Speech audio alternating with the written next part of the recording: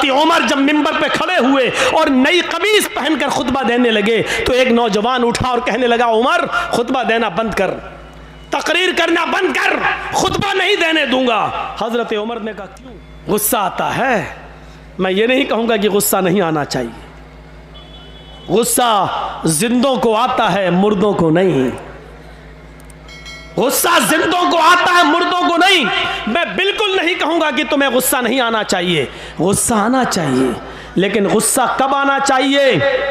कब? जब कोई जय श्री राम का नारा लगाए तो उसके जवाब में तुम अल्लाहू अकबर का नहीं। गुस्सा तब आना चाहिए जब आप अपने बेटे के हाथ में शराब की बोतल देखें। गुस्सा तब आना चाहिए जब रात के 12 बजे आपकी जवान बेटी बिस्तर पर लिहाज रजाई के अंदर मोबाइल चला रही है और फेसबुक चला रही है, एंड्रॉइड मोबाइल इस्तेमाल कर रही है। आपको गुस्सा आना चाहिए।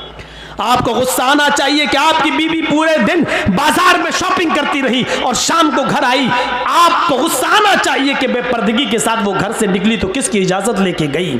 आपको गुस्सा आना चाहिए कि आपकी बेटी स्कूल जाती है तो किसके साथ जाती है और किसके साथ आती है। उसके आने और ले जाने के लिए कौन, आपने किसको मुतय्यन किया है। अकेले अगर जाती है या मोहल्ले की चंद सहेलियों के साथ जाती है तो आपको उन मोहल्ले और गांव की चंद सहेलियों पर एतबार कैसे है? क्योंकि सहेलियां एक दूसरे की सहेली होती है। तुम मेरी मत कहना, मैं तुम्हारी नहीं कहूंगी। तुम अपने बॉयफ्रेंड के साथ जाओ, हम अपने बॉयफ्रेंड के साथ जाते हैं और घर जब पहुंचेंगे तो हम लोग एक साथ हो लेंगे, तुम हमें जगह पे मिल जाना। आपने अपनी बेटी को गांव की चंद लड़कियों के साथ स्कूल जाने की इजाजत कैसे दे दी? और दे दी तो आपने उसका पीछा करके कभी देखा? कभी आपने पूछा कि स्कूल से ये लड़की कितने बजे गई, हमारे घर पे कब पहुंचती है? ये हिसाब किताब कौन करेगा? मुसलमानों, तुम हिसाब किताब करने वाली कौम हो।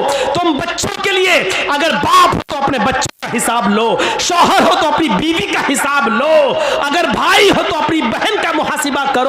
मुहासिबा जिंदे करते हैं, मुर्दों से हिसाब नहीं लिया जाता है। हिसाब जिंदों से तलब किया जाता है, मुर्दों से नहीं। तुम जिंदा कौम हो, हम तुमसे हिसाब ले सकते हैं। ये मदरसे में कितना चंदा हुआ है आपने दिया है, आप हिसाब लो मदरसा कमेटी से। मदरसे कमेटी के लोगों को बुरा नहीं मानना चाहिए, क्योंकि एक एक रुपया आपकी अमानत है, आपके बच्चों पर ही खर्च होगा। इसलिए हिसाब जिंदे लेते हैं, हिसाब जिंदे देते हैं। हजरत उमर जब मिंबर पे खड़े हुए और नई कमीज पहनकर खुतबा देने लगे तो एक नौजवान उठा और कहने लगा, उमर खुतबा देना बंद कर, तकरीर करना बंद कर, खुतबा नहीं देने दूंगा। हजरत उमर ने कहा, क्यों? वजह क्या है? कहा, इस बात का हिसाब दो, ये नया कुर्ता तुम्हारे पास कहां से आया? तुम्हारी तनख्वाह बैतुल माल से इतनी नहीं है कि तुम नई कमीज सिला सको। आज नया कुर्ता तुम्हारे पास कहां से आया? हजरत उमर कहने लगे कि इसकी सफाई मेरा बेटा देगा। हजरत उमर फारूक का बेटा उठता है, सफाई पेश करता है कि बैतुल माल में जो चादरें आई थी वो सारे मुसलमानों में तकसीम होना थी। एक एक चादर सबको मिली, मेरे बाप को भी एक चादर मिली। मेरे बाप ने उसी चादर की कमीज बनवा ली है। नौजवान खड़ा होता और कहता, अमीरुल मोमिनीन, एक एक चादर सबको मिली थी, मुझे भी मिली थी। मैं दर्जी के पास गया था, टेलर के पास गया था, मैंने अपना माप दिया, उस चादर में मेरी कमीज नहीं बनी। तुम तो हमसे ज्यादा लंबे हो, हमसे ज्यादा चौड़े हो, हमसे ज्यादा लंबे चौड़े हो और मोटे तंदुरुस्त भी हो, तुम्हारी एक चादर में कमीज कैसे बन गई? उनके बेटे ने खड़े होकर जवाब दिया, नौजवान, एक चादर मुझे भी मिली थी, सबको एक एक चादर मिली थी, मेरे बाप को भी मिली, मुझे भी मिली, सबको एक एक मिली तो उसमें मुझे भी मिली। मेरे बाप की अपनी चादर में जब कमीज नहीं बनी तो मैंने अपनी चादर भी अपने बाप को दे दी। मेरी और अपनी दोनों कमीजें मिलाकर मेरे बाप ने दोनों चादरें मिलाकर कमीज बना ली। नौजवान कहने लगा, बैठ गया, अमीरुल मोमिनीन, अब मुझे इत्मीनान हो गया, अब मैं सेटिस्फाई हो गया, अब आप खुतबा दीजिए। जिंदा लोग हिसाब लेते देते हैं और जिंदा लोग हिसाब देते हैं। ना हिसाब लेने पर गुस्सा होना चाहिए, ना हिसाब देने पर गुस्सा होना चाहिए।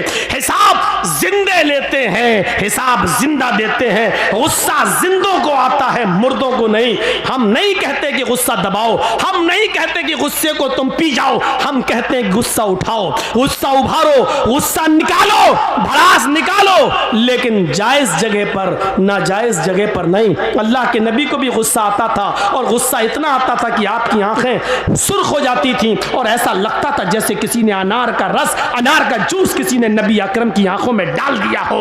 इतना गुस्सा आता था जनाबे मोहम्मद रसूलुल्लाह को, लेकिन नाजायज बात पर नहीं, जायज बात पर गुस्सा आता था। आज दुनिया की कौमें आज हमारा मजाक उड़ाती हैं और हम मुश्तइल हो जाते हैं। यहाँ गुस्सा नहीं आना चाहिए। मसलन अभी कुछ दिनों पहले एक आदमी ने इस्लाम को बहुत बदनाम किया, कुरान को लेकर बहुत बातें कहीं, हमारे नबी को लेकर बहुत बातें कहीं, लेकिन हम नहीं समझ पाए कि वो सारी बातें कहने के पीछे कौन है। हम नहीं समझ पाए, वो बातें कह नहीं रहा, उससे कहलवाई जा रही हैं, और कौन कहलवा रहा है ये भी मैं जानता हूं, लेकिन हम न नाम ले रहे हैं, न आपको बताना चाहते हैं और न नाम लेना चाहते हैं।